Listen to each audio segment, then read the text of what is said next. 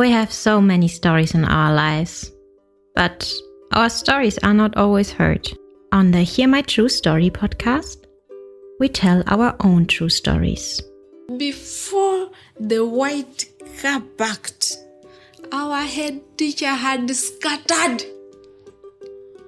Looking at him, I could only see his tie that was flying backwards, waving at us, and he disappeared in thin air. I want to share my life story. I want to share my voice with the people because I know that just a small joke I can tell through this podcast, it will make someone smile. When you ask me what I fear most in life, I would definitely respond to you and say it's fear itself. We are fighting for togetherness. We are fighting for equal rights. We are fighting to end injustice. You don't have to be a storyteller or writer because, guess what? Life writes the best stories. Hear my true story. The song you will hear in this episode was sung and written by Edrine, Matovu, and Aldo Onyango. Aldo Onyango in this episode will tell us his personal true story, his personal experience of living and staying in Germany. I hope you enjoy his story.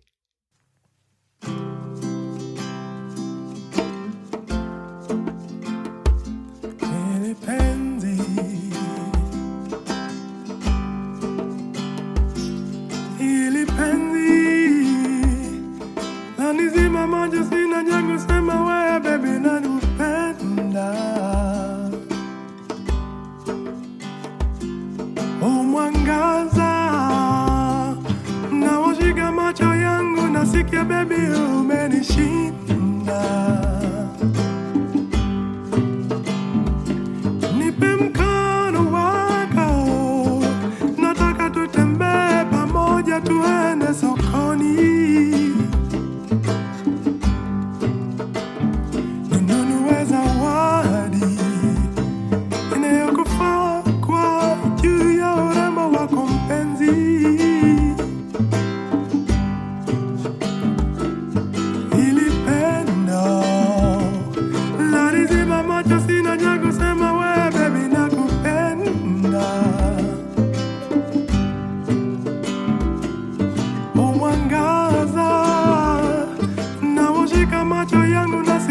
Baby, umenishinda.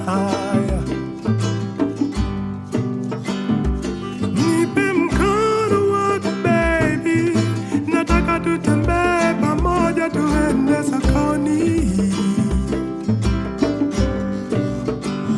ninunue zawadi inakufaa kwa juu ya urembo wako mpenzi.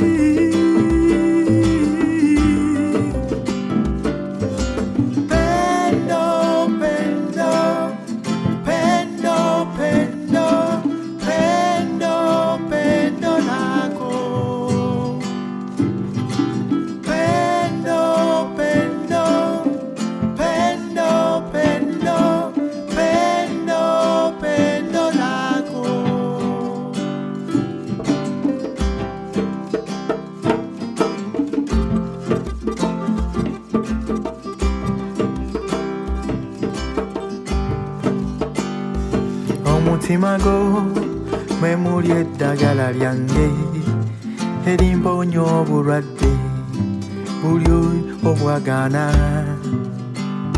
Mpulira bangi bagamba ebyange byalema, ebyange tebisoboka, naye mpulira munda muli.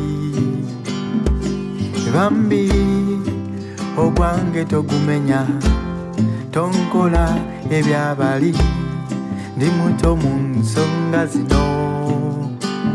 Kati ntwala oba kibalume, gwe kirumye agende ampaabire mu nkulu, era ntwala kuba osiimye ogwange togumenya,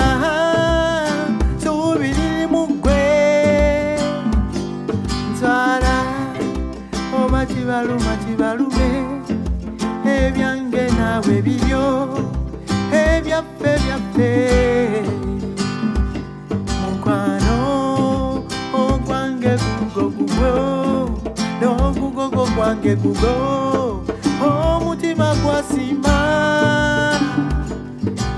pendo pendo pendo pendo pendo pendo lako pendo pendo pendo pendo pendo pendo lako.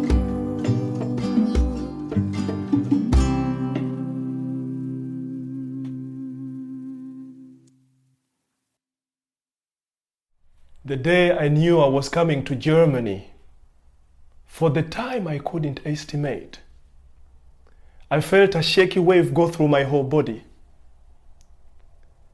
I had mixed feelings. I didn't know what was awaiting me.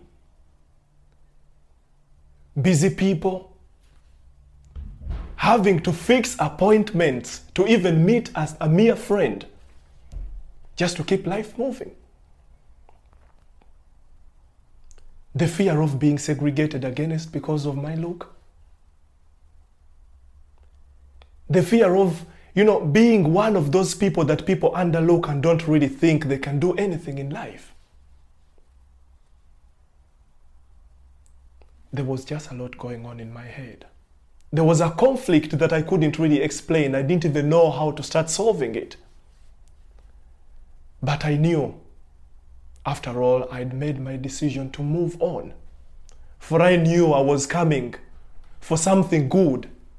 And I knew I was born a winner. Yeah. And this takes me back to the day I remember making a very long walk in Hamburg with people staring at me. Some excited. I kind of felt, they felt maybe happy to see me. Some had very angry faces and looking at me, and I thought, wow, they would eat me any second. That fear that creates a very strong insecurity in a person's heart. I was just scared. So I had to move really very fast. I was like, I got no really chance here. I had to move very fast. Of course, it was also cold. It was my first winter experience. The winter was snow everywhere.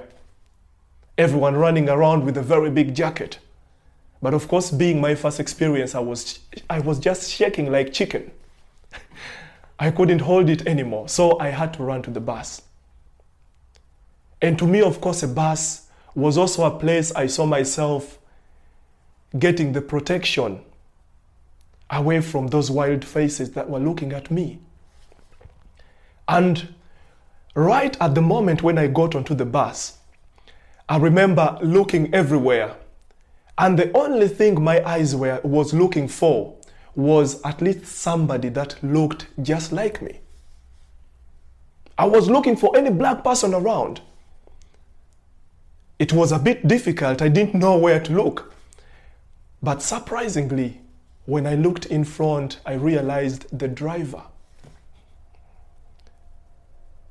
The driver looked just like me. I almost felt like shouting, "Brother!" But I said, no, I probably need to keep myself back. I need to keep that dignity of being an African, in Germany and all that, So I had to keep it back to myself.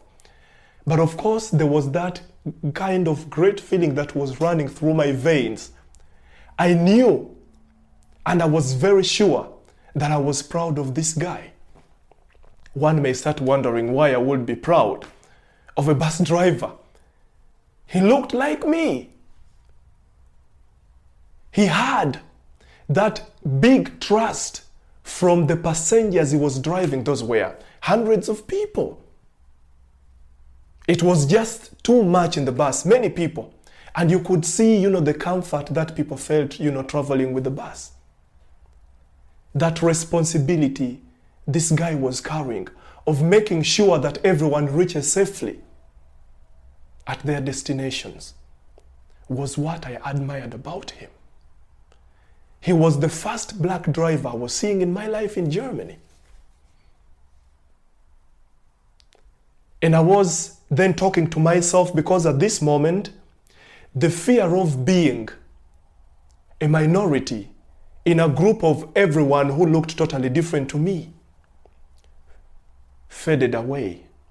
And I found myself being taken by feelings of thinking about whether I could actually ever make it in the future to be just like my brother who was driving the bus. He was a great inspiration to me. And somehow I also had pictures of what house he could be owning, back home.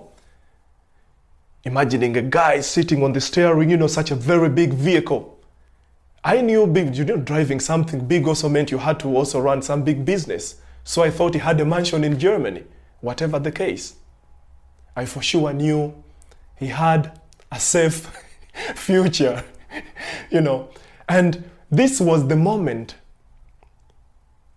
that I felt I had someone to talk to. I all the way throughout the journey thought of telling him about how proud I was of him.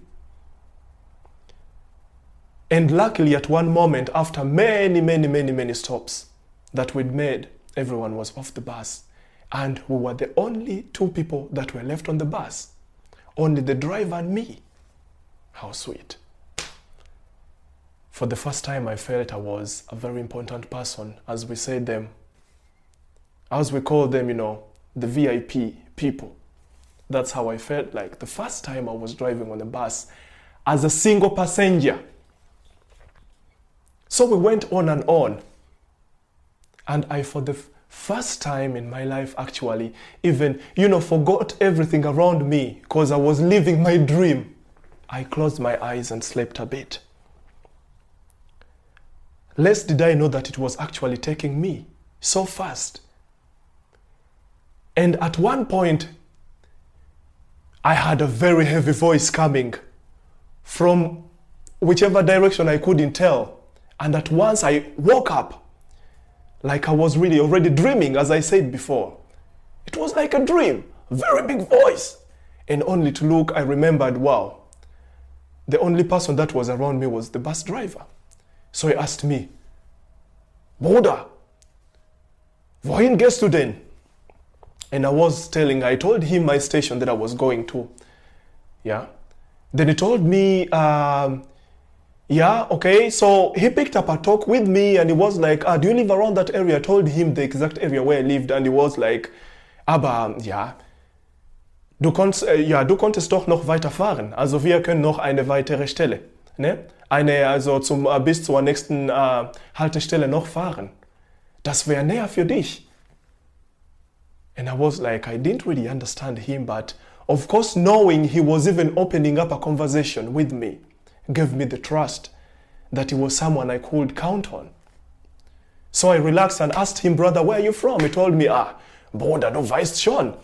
Ja, ich komme doch aus Afrika. And I was like, ja, du kommst aus Afrika, aber es konnte doch sein, dass du aus irgendwo anders kommst.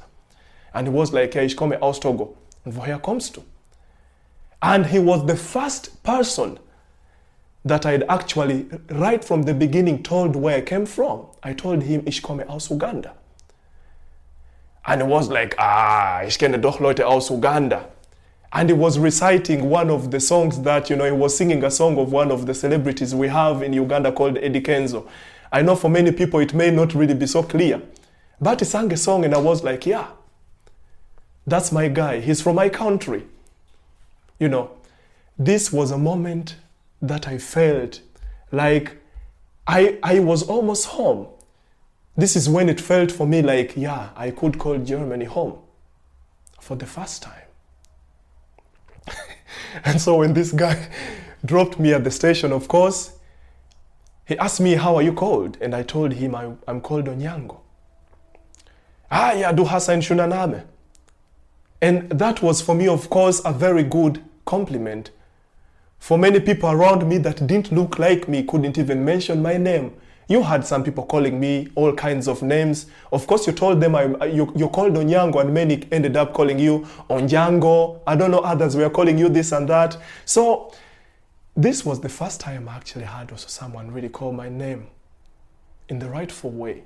complimenting me for it being a good name. And of course, unfortunately, I had to really let him continue. I moved on. The journey back home was shorter, but that was the moment when I thought I had to really work and fight. For I've seen a brother that has made it through, a brother in whom people trust. So I was like, if he could make it, I will also make the same. Of course, just to change the story a bit shortly, I didn't end up being a bus driver, but it was, of course, something inspiring. But I decided, of course, to get into what I used to do back home in Uganda. I kept working with children, with youth, in a social institution, or a place many would call a youth center, dealing in music, dealing with people's emotions, of course, when you had people that came to you and they want to talk about their problems. And there was at it. The more I got the security in the German language, the more I opened up and I realized I could make it. So I didn't stop at that. This same motivation actually also pushed me forward to doing a profession, to studying something in the field of social work. And that's where I find myself up to now. Just like people trusted my brother that was driving the bus in Hamburg, is the same way people trust me today with their children. I teach them. I talk with them about any problem that they have in life, and there we are. So, honestly speaking, I know there are really many stories, of course. There are feelings about whether angels really live, but I, for sure, would say that I, for the first time also in my life, saw an angel in Germany. And this is the guy that gave me the motivation that still pushes me up to today. If you enjoyed the music of Edrine Matovu and Aldo Onyango, you can find more of it on their online music platforms: iTunes, Edrine Matovu, Spotify, Edrine Matovu, and YouTube. You can find them on the channel of Edrine Matovu Arts. Thank you for enjoying our podcast. Thank you for listening to our podcast, Music by Edrine Matovu, hosted and produced by Otako. Subscribe to our podcast for more stories and visit us on our website, hearmytruestory.com, for more stories. All the links are listed in the show notes of this podcast.